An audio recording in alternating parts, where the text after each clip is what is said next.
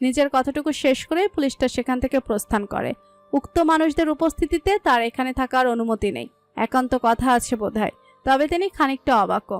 সাধারণত একজন ফাঁসির আসামির কাছে তার জীবনের শেষ ইচ্ছে জানতে চাওয়ার প্রথা আছে, তবে এক্ষেত্রে রয়েছে ইচ্ছের সীমাবদ্ধতা। একজন অপরাধী কেবল নির্দিষ্ট 3টি ইচ্ছের যে কোনো একটি ইচ্ছেই পোষণ করতে পারবে। তার মধ্যে রয়েছে শেষবারের মতো কিছু খাওয়ার ইচ্ছে, নিজের পরিবারের সাথে শেষবারের মতো দেখা করতে চাওয়ার ইচ্ছে, কিংবা নিজের ধর্মের কোনো পবিত্র গ্রন্থ পাঠের ইচ্ছে। হিরণ নামক লোকটা দেখা করতে চাওয়ার ইচ্ছে পোষণ করেছে। তবে যেই নারীর সঙ্গে দেখা করতে চেয়েছে তার সঙ্গে হিরণের কোনো পারিবারিক সম্পর্ক নেই, তবে তাদের মাঝে কিসের যোগসূত্র রয়েছে। একাকী সেলটায় বাল্বের আলো নিচে চারিদিকটা চুপচাপ পরখ করছিল হিরণ। হঠাৎ দূর হতে দুজোড়া মানুষের আগমন টের পেতে সে করিডোর পানে তাকায়। বাণী আসছে, ধীর কদম, নির্ভীক দৃষ্টি, শীর্ণ মুখের আদলে সুস্থতার ছাপ। তার পেছনে রয়েছে দুর্জয়। হিরণ এগিয়ে লোহার শিকের কাছাকাছি এসে দাঁড়ায়। অপর পাশে এসে দাঁড়িয়েছে বাণীও। হিরণ চট করে বলে, তুমি আসবে জানতাম। বাণী প্রত্যুত্তরে কিছু বলে না। তার চোখে এসে ভিড় করেছে ঘৃণা, এক অসীম ঘৃণা যা কখনো ফুরাবে না। সে সোজা হাপটা বলে, নিজের চোখে তৃপ্তি মেটাতে এসেছি, আপনাকে বন্দি দেখতে পাওয়ার তৃপ্তি, ক্ষমতাহীন আপনাকে শেষবারের মতো সচক্ষে দেখতে পাওয়ার তৃপ্তি। হিরণ নীরবে বাণীর কথাটুকু শুনে জানতে চায়, বনি কেমন আছে? মরে গিয়েছে। বাণীর কাটকাট জবাব। মুহূর্তে হিরণের শরীরে কাঁটা দিয়ে ওঠে। বিস্ফোরিত নয়নে বাণীকে প্রশ্ন করে, মানে? আপনার অস্তিত্ব, আপনার পরিচয় আর আপনার দেয়া নাম, 3টাই আমি ওর জীবন থেকে সরিয়ে দাফন করে দিয়েছি। ও এখন আমাদের মেয়ে, আমার আর দুর্জয়ের। আমার মেয়ে নিষ্পাপ, নিজের অপবিত্র মুখে ওর নাম নেবার সাহস দেখাবেন না আর। হিরণ টের পেল তার ভেতরটা এতক্ষণ যেরকম শান্ত ছিল তেমনটা আর নেই। তার হৃৎপিণ্ডের গতি বাড়ছে, গলা কেমন শুকিয়ে আসছে। নিজের মেয়ের নামটা মুখে উচ্চারণ করতে দ্বিধাবোধ করছে। মস্তিষ্কে আলোড়ন তুলেছে বাণীর বলা শেষ দুটি বাক্য। বাণী তাচ্ছিল্যের হাসি হাসে, বলে, আমি আর ভাইয়া পালাতে গিয়ে যে রাতে ধরা পড়েছিলাম মনে আছে? বলেছিলাম, মিনতি করেছিলাম, ভাইয়াকে যেতে দিতে বলেছিলাম। সেই মিনতি কানে তোলেননি, একটুও দয়া দেখাননি। অথচ আমাকে দেখুন, ঠিকই আপনার শেষ ইচ্ছাটা পূরণ করলাম। আমি আপনার মিনতি ফেরাইনি, দয়া দেখালাম আপনাকে। এটাই আমাদের মধ্যে পার্থক্য, ভালো করে দেখুন। হিরণের মনে পড়ে সে রাতের দৃশ্য। ভীত বাণী কেঁদে কেঁদে মিনতি করছিল, ছটফট করতে করতে বলছিল, আমি যাবো আপনার সাথে, আমাকে বন্দি করে রাখুন, কিন্তু ভাইয়াকে যেতে দিন, আমার ভাইয়াকে দয়া করে যেতে দিন। ওই মুহূর্তে বাণীর মিনত পৌঁছায়নি। তার হিংসাত্মক সত্তাটা খুনের নেশায় মজেছিল বাণীকে খুবলে খাওয়ার নেশায়। মস্তিষ্ক বলছিল, এত সংযম অহেতুক, ভেঙে গড়িয়ে দে মেয়েটাকে। সম্ভ্রমটুকু কেড়ে নিয়ে পায়ের কাছে ফেলে রাখ, কখনো পালাবে না আর। সম্মান খুইয়ে এই 4 দেয়ালের বাইরে পা রাখার দুঃসাহস দেখাবে না কখনো। সেদিন হিরণ ঠিক তাই করেছিল। তার পৈশাচিক সত্তাটা যখন পাপে মশগুল ছিল, তখন বাণী নিষ্প্রাণ দেহের ন্যায় পড়েছিল। সদ্য ভাই হারানো মেয়েটা চোখের সামনে সব অন্ধকার দেখছিল। মনে হচ্ছিল সব ফুরিয়ে এলো, সে বোধহয় মারা যাচ্ছে। হিরণ ভেতর থেকে এলোমেলো হয়ে পড়েছে। মুহূর্তের মাঝে নিজেকে সামলে নেওয়ার প্রয়াস করে, মনে করার চেষ্টা করে বাণীর সঙ্গে শেষবারের মতো কেন দেখা করতে চেয়েছিল সে। মনে পড়তে সে একবার দুর্জয়ের দিকে তাকিয়ে বলে, আমি বাণীর সাথে একা কথা বলতে চাই। দুর্জয় সে কথা তোয়াক্কা না করে বলে, যা কথা বলার আমার সামনে বলতে হবে। তোর ছায়াও আমার ওয়াইফের জন্য সেফ না। I can't take any risk. বাণীও একমত প্রকাশ করে বলে, দুর্জয় কোথাও যাবে না। হিরণ কোনো উপায়ান্তর না পেয়ে চোখ দুটো বুঝে একটা দীর্ঘ নিঃশ্বাস ছাড়ে। অতঃপর চোখ মেলে বাণীর দিকে তাকিয়ে বলে, 6 বছর আগে তোমার সাথে যা করেছি তা ভুল করেছি। উপলব্ধি ওই ঘটনার পরের দিন হুঁশ ফিরতেই হয়েছিল, কিন্তু কখনো তোমার সামনে তা স্বীকার করা যায়নি। আজ স্বীকার করছি, আর সেই সঙ্গে তোমার কাছে মাফও চাইছি। বাণী অবাক হয়ে বলে, ভুল? হ্যাঁ, একবার না 2 বার ভুল করেছি আমি। সেটার জন্য তোমার কাছে মাফ চাওয়াটা বাকি ছিল। তোমার কাছ থেকে ক্ষমা না চাইলে শান্তি পাচ্ছিলাম না। ক্ষমা করে দাও। আপনি 2 বার ভুল করেছেন, আমার সঙ্গে করা পাপকে ভুলের ট্যাগ দিচ্ছেন। আর বাকি যেসব পাপ করেছেন ওগুলোকে কি বলবেন আপনি? ওগুলোর জন্য বিন্দুমাত্র অনুতপ্ত নেই আমি। আমার সম্পর্ক শুধুমাত্র তোমার সাথে। তোমার ক্ষমাটাই শুধু আমার কাছে গুরুত্বপূর্ণ। তোমার ক্ষমা না পেলে আমি শান্তি পাবো না।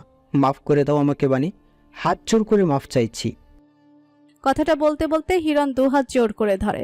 বাণীর দিকে তাকিয়ে ধরা গলায় বলতে থাকে, যতবার ওই রাতটার কথা মনে পড়ে আমি ঠিক থাকতে পারি না, মানসিকভাবে বিপর্যস্ত অনুভব করি। এই ভুলের দায় নিয়ে মৃত্যু হলেও আমি মুক্তি পাবো না। তুমি মাফ করে দাও আমাকে বানি, প্লিজ মাফ করে দাও। বলতে বলতে হিরণ হাঁটু গেড়ে বসে পড়ে। লোহার শিক গলে দুহাত বাড়িয়ে বাণীর পা ধরার চেষ্টা করে, কিন্তু সুযোগটা পায় না। বাণী দ্রুত পিছিয়ে যায়। দুর্জয় পেছন থেকে তার দুবাহু ধরে তাকে আগলে ধরে। বাণীর তখন ক্ষোভে শরীর মৃদু কাঁপছিল, চোখ ফেটে জল গড়িয়ে পড়ছে তার। মানসিক অশান্তিতে আছেন খুব, তা থেকে মুক্তি পেতেই নাটক করছেন তাই না? আর কি বললেন? আমার সঙ্গে করা ভুলের জন্য মাফ চাইছেন। ওইটা ভুল ছিল? ভুল ছিল ওইটা? আর আপনার সাথে কিসের সম্পর্ক আমার? হ্যাঁ, কিসের সম্পর্ক? রেপিস্ট আর ভিকটিম বাদে অন্য কোনো সম্পর্ক আমাদের মাঝে থাকতেই পারে না। ওই রাতটার কথা মনে পড়লে আপনি ঠিক থাকতে পারেন না, অথচ ওই রাতের স্মৃতি মস্তিষ্কে নিয়ে বেঁচে থাকতে হচ্ছে আমার। আমার মেয়েকে আমি যতই ভালোবাসি না কেন, এই সত্যটা কখনো বদলাবে না যে ও আপনার পাপের চিহ্ন, আমার প্রতি হওয়া অন্যায়ের চিহ্ন। কতটা মানসিক নিপীড়ন সহ্য করে এই সত্যটা মেনে নিতে হয়েছে আমার, সেই সম্পর্কে ধারণা আছে আপনার? এতটা এতটা সহজ মনে হয় আপনার সব কিছু? মাফ চাচ্ছেন না? করবো না আমি আপনাকে মাফ, কখনো করবো না। মৃত্যুর আগ পর্যন্ত মানসিক যন্ত্রণায় ধ্বংস হয়ে যান, আর মৃত্যুর পর জাহান্নামের আগুনে জ্বলে পুড়ে ছড়খড় হয়ে যান। প্রত্যেকটা পাপের হিসাব যেন নেওয়া হয় আপনার কাছ থেকে। এতগুলো কথা একসঙ্গে বলে বাণী এলোমেলো ভঙ্গিতে নিঃশ্বাস নিতে থাকে। দুর্জয় তাকে আগলে রেখেছে, ওকে শান্ত করার চেষ্টা করছে। হিরণ তখনও হাত বাড়িয়ে বাণীর পা ছোঁয়ার চেষ্টা করছে। বাণী বুঝতে পারছে না, বাণী ওকে মাপ না করলেও শান্তি মিলবে না। এতগুলো মাস এই জেলের ভেতর যে মানসিক অশান্তিতে ভুগেছে, সে তা থেকে কখনোই মুক্তি পাবে না সে। হিরণ কেমন কাতর স্বরে বলে, প্লিজ বানি, দয়া করো, মাফ করে দাও। বাণী নিজেকে সামলে নেয় দ্রুত। অনড় ভঙ্গিতে শিকের ও পাশে তার পায়ের সামনে লুটিয়ে থাকা হিরণকে দেখে।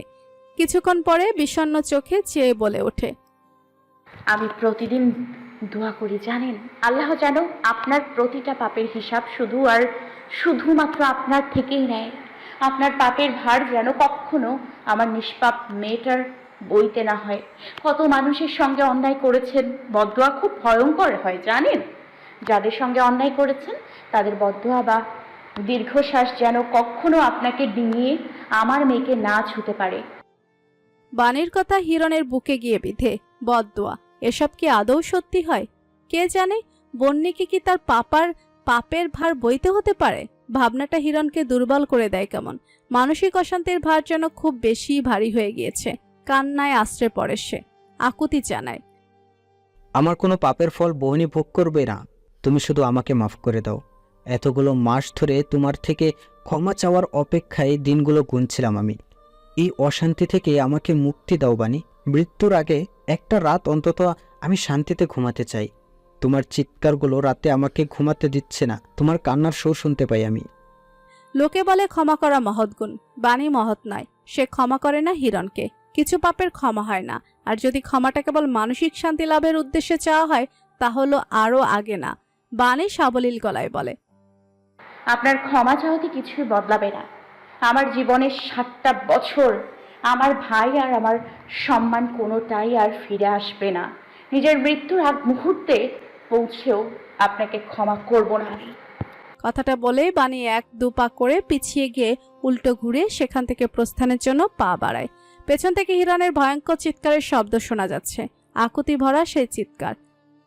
বানি, বানি প্লিজ ক্ষমা করে দাও বানি।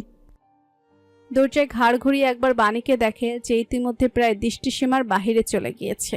ফের ঘাড় ঘুরিয়ে হিরণকে দেখে। কিছু পাপের সামনে ক্ষমা খুবই ঠুনকো একটা শব্দ। ক্ষমা এতটা সস্তা না যে চাইলেই যে কাউকে দিয়ে দেওয়া যাবে। দুর্জয় একটা দীর্ঘশ্বাস ছেড়ে সেও যাওয়ার জন্য পা বাড়াতে নিলে হিরণ পিছু ডাকে। দুর্জয়। দুর্জয় পিছু ফিরে তাকায়। হিরণ বলে, দায়িত্ব পালনে খুব মাহির তুই, তাই না? আমার বানি আর বহনিকে আজ থেকে তোকে দিয়ে দিলাম, ওদের আগলে রাখবি। দুর্জয়ের চোয়াল শক্ত হয়ে আসে। হিংস্র চাহনিটা দপ করে চোখে জ্বলে ওঠে। দাঁতে দাঁত পিষে বলে, ওদের দুজনকে আমার জীবনে আল্লাহ দিয়েছেন, আল্লাহর উপহারের মান আমি অবশ্যই রাখব। আর নিজের ওয়াইফ আর নিজের মেয়েকে কিভাবে ট্রিট করতে হয় তা আমি ভালো করেই জানি। দুর্জয়ের আর এক মুহূর্ত সেখানে দাঁড়ানোর রুচি হয় না। বড় বড় পা ফেলে প্রস্থান করে সেখান থেকে। একাকী সেলটায় রয়ে যায় হিরণ। মস্ত কালো আকাশটায় রূপালী থালার মতো একটা চাঁদ উঠেছে, ভরা জ্যোৎস্না। অদ্ভুত সুন্দর সেই রজনীতে একজন লোক ফাঁসির মঞ্চ এবং পাটাতন বারবার পরীক্ষা করে দেখছে। অপরদিকে আরেকজন 30 ফুট লম্বা দড়িটা মোম তেল ও সাবান দিয়ে মসৃণ বানাতে ব্যস্ত। সে এক অদ্ভুত দৃশ্য। খুব মন দিয়ে রায় কার্যকরের প্রস্তুতি নেওয়া হচ্ছে, কারো পরিণতির প্রস্তুতি। রাত তখন 10টা। নিজস্ব কন্ডেম সেলটায় একাকী বসে আছে হিরণ। পরনে তার কয়েদিদের পোশাক। হঠাৎ কারো উপস্থিতি টের পেতে সে চোখ তুলে তাকায়। কারাগার মসজিদের ইমামকে নিয়ে জেল সুপার এসে হাজির হয়েছেন। হিরণ মলিন হাসে, বুঝতে পারে সময় হয়েছে। সোজা সাপটা বলে, কোনো নীতি রেওয়াজ পালন করতে এসেছেন নাকি ইমাম সাহেব? তো কিছুটা বয়স্ক সফেদ পাঞ্জাবি ও মাথায় টুপি জোড়ানো লোকটা বলে।